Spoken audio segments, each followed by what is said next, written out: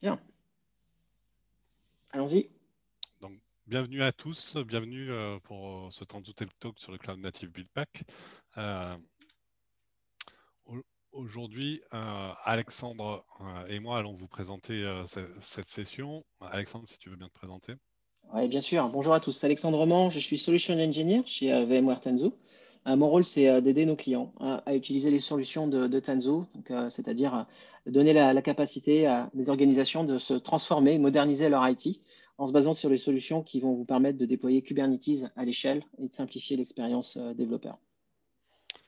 Et moi, je suis Guillaume Morini, je suis un collègue d'Alexandre. On travaille dans la même équipe au sein de VMware Tanzu, Solution Engineer également. Et on sera vos deux présentateurs pour cette session. L'agenda aujourd'hui, c'est de rapidement voir un petit peu le concept de Cloud Native Build Pack au travers d'un cas réel d'utilisation. Donc, on va se projeter un petit peu au travers d'un jeu de rôle entre Alexandre et moi pour comprendre en quoi les Cloud Native Build Pack peuvent nous aider à construire des images de conteneurs et surtout à les mettre à jour. Ensuite, on parcourra un petit peu l'histoire des Cloud Native Build Pack et voir que en fait, Build Pack est un concept qui existe déjà depuis longtemps et les Cloud Native Build Pack est une évolution naturelle de ces concepts dans le monde Cloud Native. Ensuite, on démystifiera un peu la magie derrière les Cloud Native Build Pack et en essayant de vous faire comprendre à travers une démo comment ça fonctionne sous le capot et comment ça peut s'appliquer chez vous. Et enfin, on finira par les Cloud Native Build Pack à l'échelle dans votre organisation, dans votre entreprise, sur une projection de comment on pourrait imaginer un déploiement réel à l'échelle de la production et à l'échelle d'une entreprise entière et non pas d'une seule application. Rentrons tout de suite dans le jeu de rôle. Alors, on a créé une compagnie virtuelle, Alexandre et moi, et Alexandre va avoir le rôle en fait du développeur applicatif dans ce jeu de rôle. Bonjour à tous. Je suis le développeur. Et moi, Guillaume, en fait, je vais être en fait l'opérateur de plateforme, donc l'administrateur VMware. Alors, on a tout juste déployé une plateforme cloud native, donc basée sur Kubernetes, et on va voir comment on peut l'utiliser.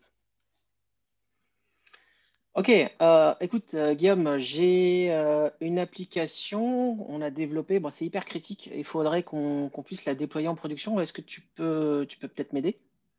Alors oui, écoute Alexandre, ça tombe super bien parce qu'en fait, on a juste monté une infrastructure toute récente là avec vSphere 7 et on a inclus une plateforme Kubernetes dedans. Donc la seule chose que tu as à faire, c'est me donner en fait Cool. ton Dockerfile pour que je puisse lancer ton application sur Kubernetes. Un Docker quoi? Alors le Dockerfile, tu sais, c'est le fichier texte qui va décrire en fait ton application pour pouvoir la conteneuriser. Ah, d'accord, ok. Ok, enfin, tu sais, moi je suis développeur, donc ce genre de détails, moi ça me passe un peu au-dessus. Écoute, je reviens vers l'équipe et puis je reviens vers toi, ok? Oh, ok, ça marche. Bon, écoute, voilà, ça y est, on a réussi, on a créé ce Dockerfile. Maintenant, on fait quoi? Alors, c'est facile. En fait, moi, je prends ton Dockerfile, je construis l'image de conteneur hein, avec un Docker build, et ensuite, je vais l'uploader sur mon registry, et finalement, je vais la pousser à mon cluster Kubernetes de production, et tu vas avoir ton application qui tourne en production, hautement disponible et tout. Ah, cool. Donc, c'est super. Allons-y. OK. Donc, j'ai fait ça. On a notre application qui tourne maintenant en production, et puis malheureusement, quelques mois plus tard, écoute Alex, je suis embêté là parce que j'ai reçu un coup de fil de la sécurité. Ils ont trouvé en fait une faille de sécurité dans notre application et il faut absolument qu'on upgrade la version de Node.js, hein, qu'on passe à la version supérieure. Attends, tu parles de quoi? Tu parles de l'application qu'on a déployée il y a 6 mois, là? Eh oui, j'en ai bien peur malheureusement, c'est bien de ça là dont je parle. Ah oui, d'accord, ok. Non, mais en fait, là, ça m'arrange pas du tout. Là, on est en plein sprint. On a plein de features à sortir. On est charrette là sur le planning. Écoute, je vais revoir avec le Scrum Master, mais à mon avis, je veux pas te faire d'illusions, mais faut pas s'attendre à une nouvelle version avant un mois, hein. Aïe, ça veut dire qu'on va garder notre faille de sécurité pendant un mois. Je suis pas sûr que la sécurité apprécie ça. Ouais, mais je suis désolé, mais là, on peut pas faire mieux. Ok. Donc, ce petit jeu de rôle vous paraît peut-être raisonner sur des exemples que vous avez vus dans vos entreprises. En fait, Alexandre, je te laisse expliquer un petit peu ce que tu as fait avec le Dockerfile et pourquoi on en arrive là. Ok, très bien. Donc là, l'idée, c'est de vous présenter un petit peu et de vous rappeler un peu ce que c'est qu'une image de conteneur. Une image de conteneur, finalement, c'est quoi? C'est un assemblage de différentes couches. Ces différentes couches vont chacune amener un ensemble de ressources qui, une fois qu'on va les mixer, une fois qu'on va assembler tout ça, va nous donner notre conteneur avec notre application. Notre application, pour pouvoir tourner, elle va avoir besoin d'un certain nombre de choses. Donc, sans trop le savoir peut-être, vous utilisez en fait des ressources, en particulier sur les couches les plus basses d'images de base. Vous allez retrouver des images d'OS qui vont contenir des middleware comme OpenSSL, la libc, et puis peut-être certainement aussi un ensemble de certificats qui sont nécessaires pour faire tourner votre application et vous connecter au service de votre entreprise. Donc, c'est des éléments qu'on ne soupçonne pas et qui sont quand même malgré tout présents dans le conteneur. Et mon application, pour pouvoir tourner, là, s'agissant d'une application de Node.js, elle va avoir besoin d'un runtime, d'un élément qui va faire tourner mon application. En réalité, c'est probablement cet élément-là sur lequel je vais récupérer finalement mon Node.js. Et sans le savoir, je vais récupérer des éléments qui sont en dessous. Donc, je vais me baser peut-être sur une image Node.js que je vais récupérer sur Internet. Il y a des images officielles. Il y a des images aussi que vous pouvez crafter vous-même. Libre à vous ensuite, une fois que vous avez récupéré ces éléments-là, de pouvoir inclure votre application. Donc ça, c'est la couche la plus haute dans votre conteneur. Donc vous allez avoir votre application dans la couche la plus haute qui va s'appuyer sur Node.js, qui lui-même va s'appuyer sur l'image de base. Et c'est ce qui va à la fin constituer votre conteneur. Guillaume. Oui. Voilà. Et donc, du coup, la question, en fait, qu'on doit se poser, c'est qu'est-ce qui se passe lorsqu'on doit mettre à jour notre application? Imaginons que vous avez des failles de sécurité. Hein, et supposons que cette faille de sécurité, en réalité, ne concerne ni votre application, ni le runtime Node.js, mais se retrouve en réalité sur des couches inférieures, et en particulier, s'agissant des couches de systèmes comme OpenSSL. Hein, ces choses-là arrivent. Vous vous rappelez probablement des failles Heartbleed il y a quelques années qui avaient nécessité de patcher un certain nombre d'applications et de conteneurs. Cette faille était importante puisqu'il s'agissait, en communiquant avec votre application, de pouvoir récupérer des extraits de la mémoire du serveur sur laquelle l'application tourne. Donc, on peut imaginer des failles assez critiques. La difficulté, du coup, c'est de se dire, j'ai cette image de base qui va être concernée par cette faille de sécurité, je vais devoir la mettre à jour. Et donc, dans une organisation, on va dire classique, on va attendre de l'équipe de développement qu'elle fournisse un nouveau conteneur, une nouvelle image pour notre application. Et donc, ça veut dire donc mettre à jour probablement le Dockerfile dont on a vu à l'instant. Et ce Dockerfile devra référencer une image patchée, une couche patchée de Node.js qui lui-même devra se baser sur une image patchée de notre image de base. Donc, à l'échelle d'une équipe, on va se dire c'est gérable, modulo peut-être les quelques temps disponibles dans un sprint. La question en fait qu'il faut se poser, c'est à l'échelle, hein, parce qu'en réalité, votre application, elle est probablement composée de plusieurs conteneurs, et puis vous avez certainement beaucoup d'applications dans votre organisation. La question du coup qu'il faut se poser, c'est qu'est-ce qui se passe si on doit faire ça à l'échelle? À l'échelle avec des centaines et des centaines de conteneurs qui, du jour au lendemain, se retrouvent impactés par cette faille de sécurité. Et donc, c'est donc peut-être toutes les images d'OS de base, Guillaume, si tu fais les slides suivants, qui vont peut-être être impactées. Et donc, vous allez devoir patcher ces centaines et ces centaines de conteneurs, sinon, vous êtes à la merci de cette faille de sécurité et vous risquez de passer un sale quart d'heure. Donc, on voit que le déploiement de ces mises à jour à l'échelle au sein d'une organisation peut poser problème. Et heureusement, depuis les Dockerfiles, il y a d'autres technologies qui ont émergé. Et c'est l'objet de cette session aujourd'hui, c'est de pouvoir parler de buildpacks.io, un ensemble de solutions qui vont vous permettre de simplifier la conteneurisation et surtout derrière le patching de vos conteneurs à l'échelle. Donc, on va faire un petit peu d'histoire sur les build packs et comprendre d'où vient cette technologie buildpack.io. Buildpack.io, c'est en fait une solution que présentent les Cloud Native Build Pack qui appartient à la Cloud Native Computing Foundation, CNCF. C'est une API pour pouvoir créer de façon automatique à partir du code source des images de conteneurs.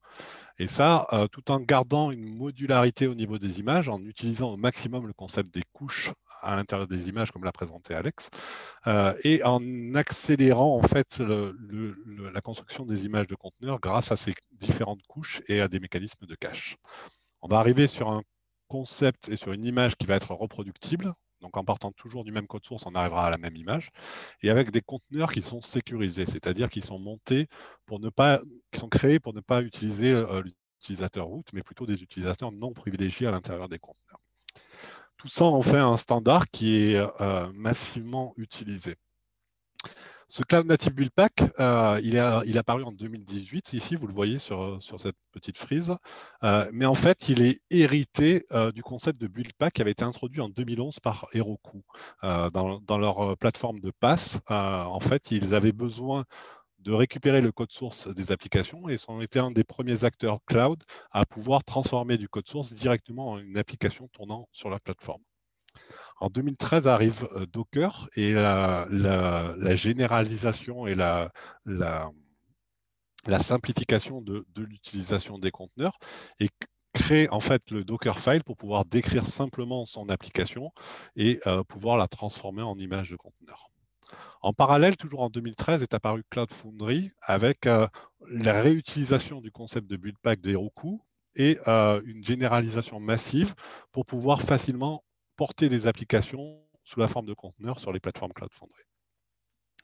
En 2015, apparaît Kubernetes et transforme l'utilisation des conteneurs dans une plateforme prête pour la production et étant capable de scaler très largement pour pouvoir déployer, automatiser vos déploiements de conteneurs et puis donner des outils aux ops pour pouvoir vraiment gérer cette plateforme. Donc 2018, la transformation des build packs en Cloud Native Build Pack. Donc on réutilise ces build packs et on les rend natifs pour l'utilisation dans le monde Cloud Natif.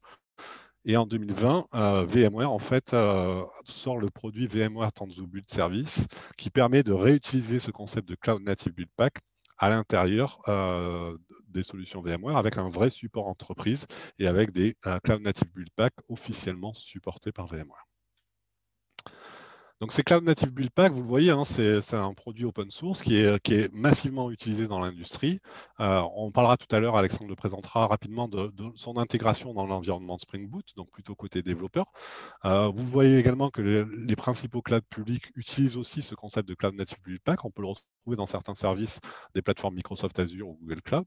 Et puis on le retrouve également côté VMware Tanzu ou HashiCorp, ou même sur votre environnement si vous utilisez GitLab, et notamment leur partie intégration continue, GitLab CI, ils vont utiliser les Cloud Native Build Pack pour construire vos images de conteneurs et les déployer et les tester dans votre chaîne d'intégration continue.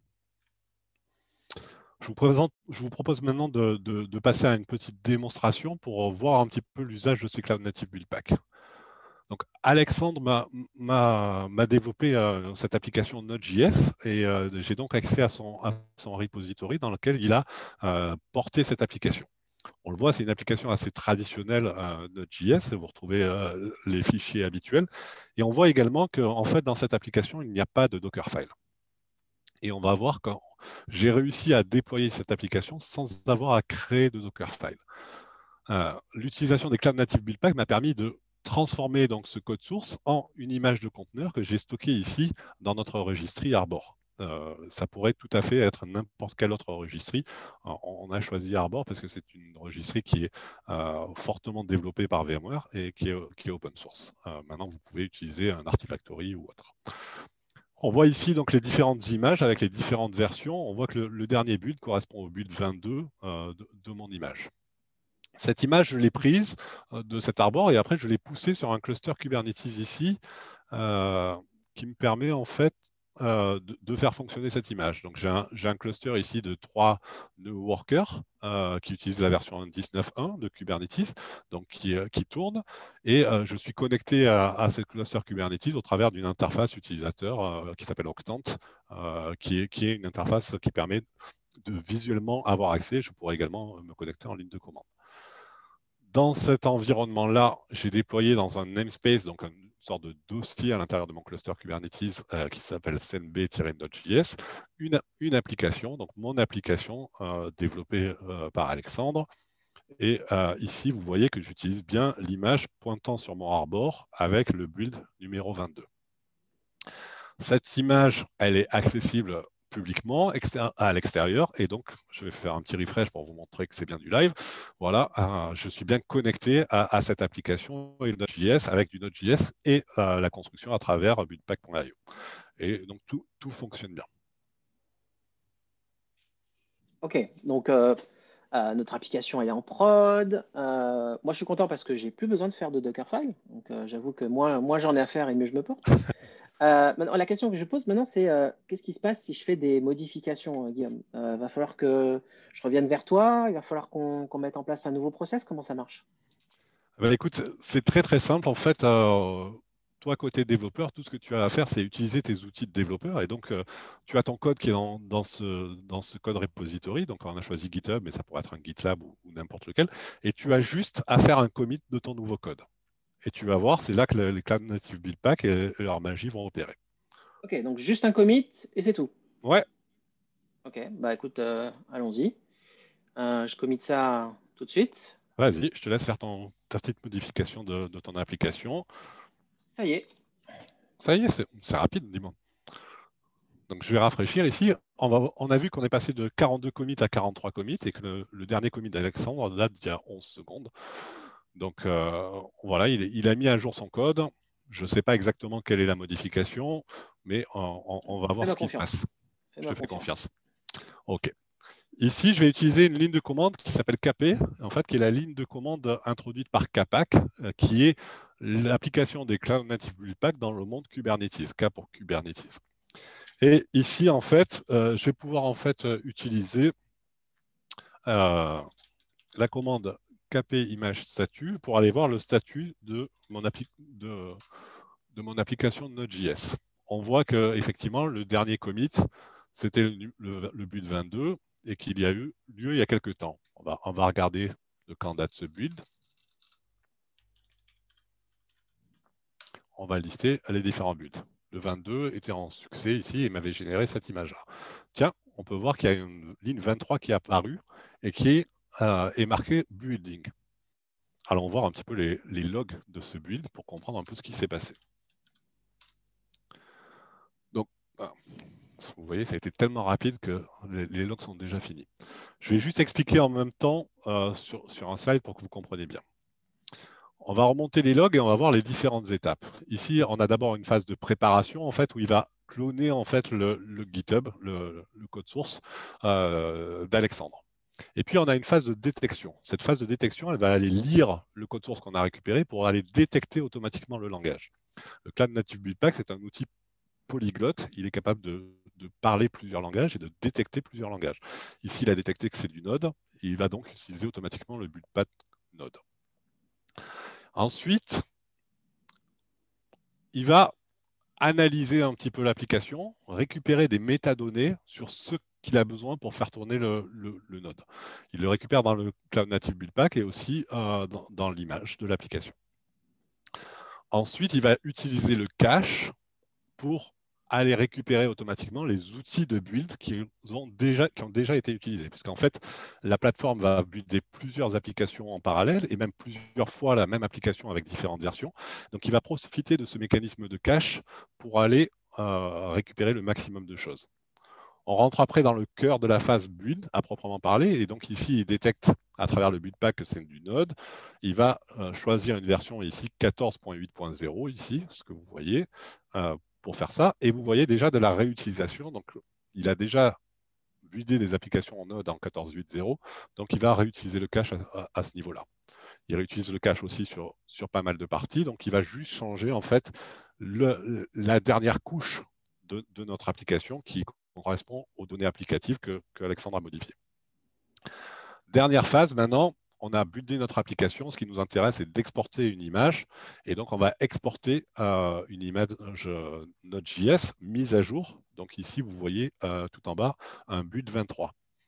Et cet export, donc aussi bien le build que l'export, en fait, comme on va réutiliser des caches sur les différentes couches, en fait, on va accélérer énormément ces phases de build et d'export.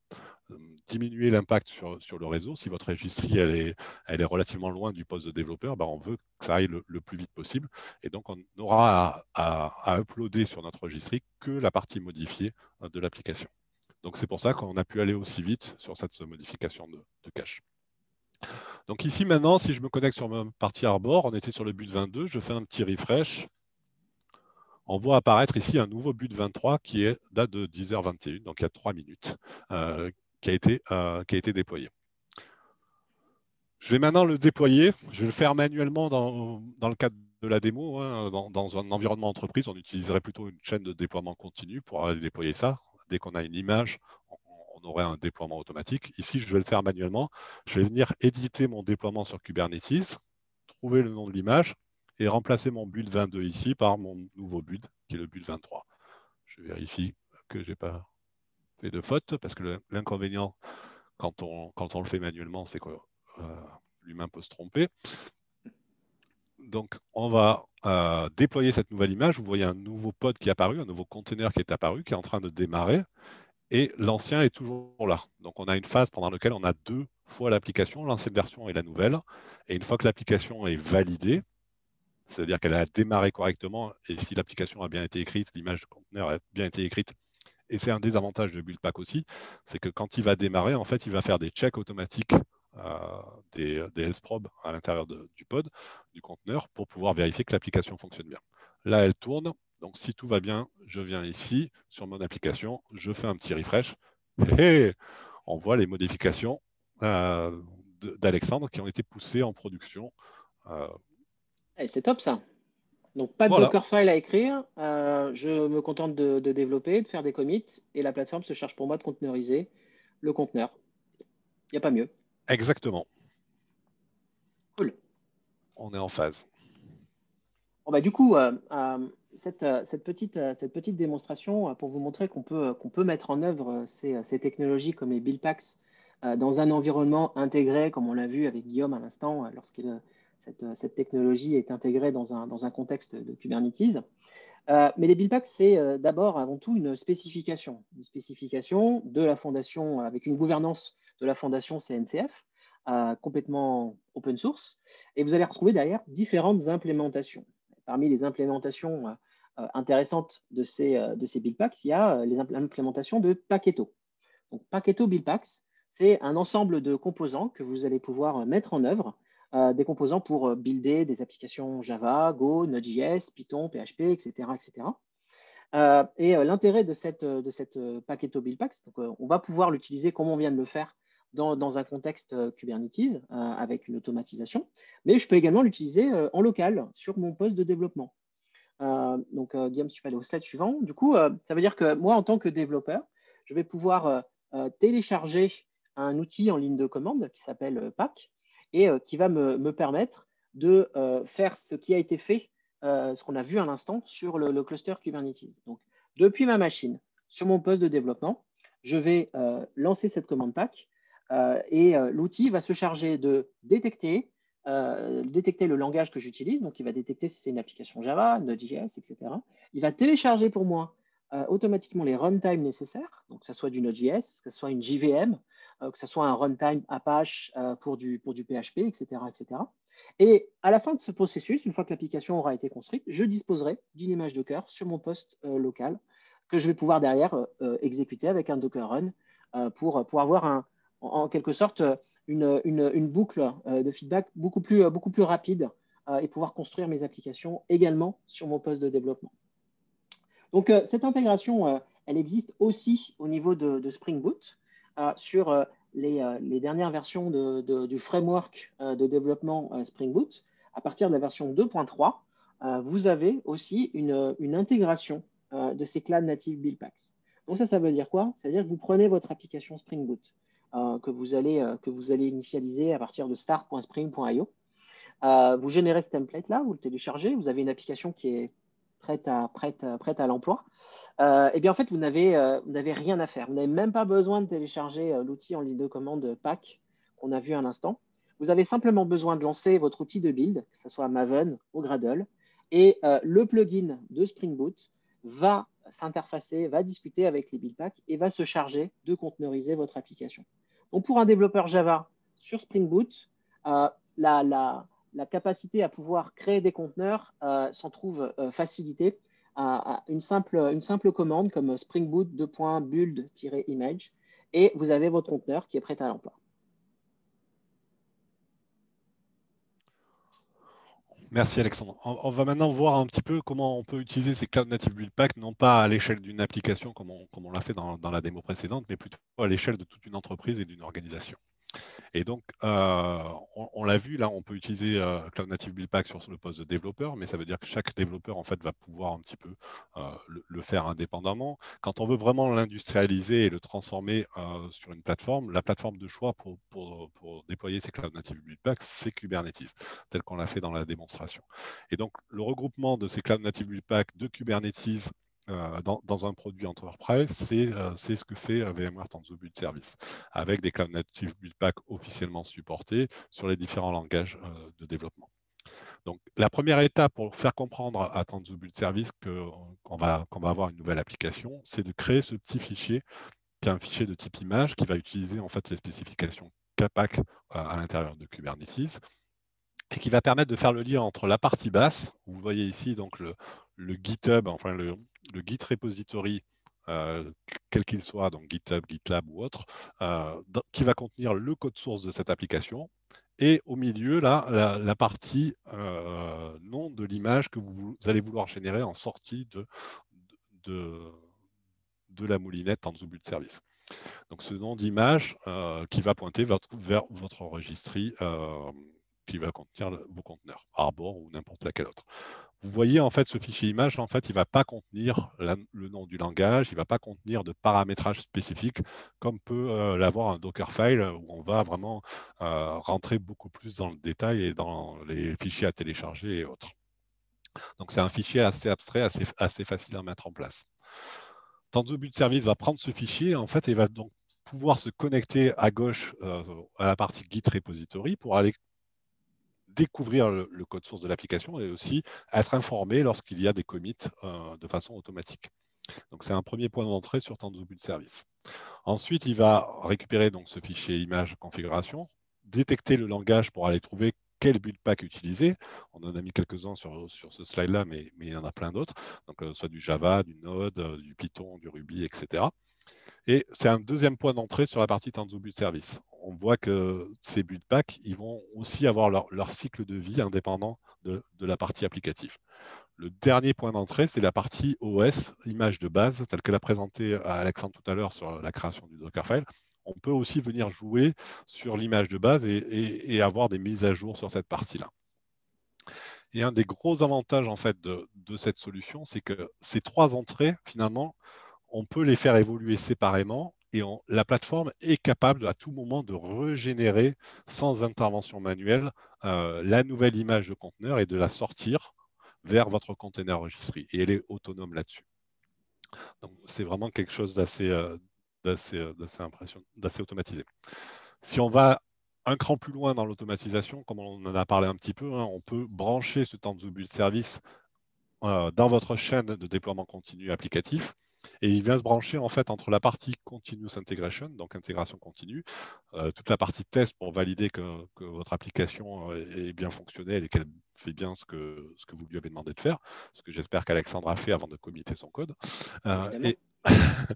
Et après, derrière, en aval de cette partie Tanzu Build Service, une fois que l'image est poussée dans le container registry, on vient déclencher en fait automatiquement à travers un webhook dans le container registry, par exemple, la chaîne de déploiement continu pour venir prendre cette image et la déployer d'abord dans un cluster de dev, et puis avec un mécanisme d'acceptance soit automatisé, soit avec une approbation manuelle, avant de déclencher le déploiement ici dans production. Donc voilà un petit peu la chaîne complète et automatisée. On va maintenant faire une petite démonstration sur qu'est-ce qui se passe en fait lorsque on revient sur notre jeu de rôle de départ. On a un problème sur la version de Node.js et on a besoin de la mettre à jour. Donc on avait ici notre application développée par Alexandre et déployée par mes soins. Et on va aller voir, on a un petit URL assez magique qui va nous permettre ici d'identifier la version de Node.js. Donc on était en version 14.8.0. Vous vous rappelez dans le build pack, on l'avait vu dans les logs. Moi, maintenant, on a besoin de faire une mise à jour de cette version parce qu'on a une faille de sécurité.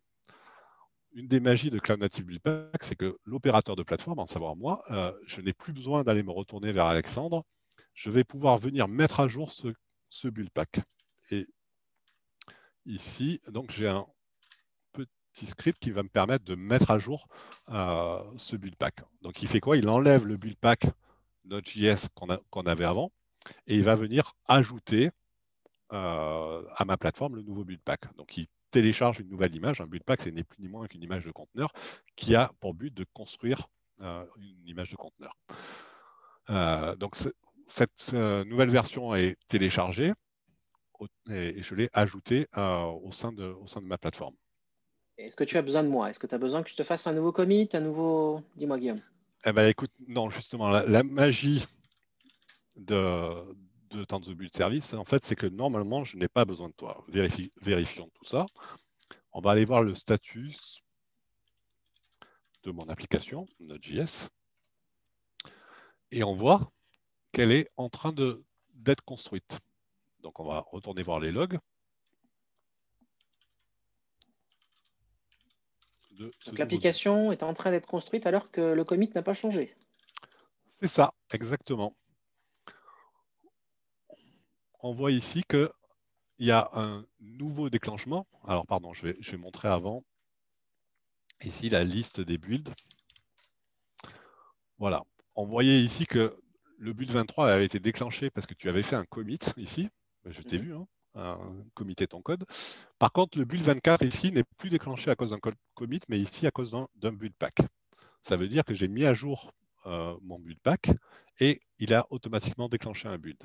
Ce build a fait quoi? Ben, a fait les mêmes étapes exactement que ce qu'on avait avant, c'est-à-dire la détection, l'analyse, le restore du cache, le build.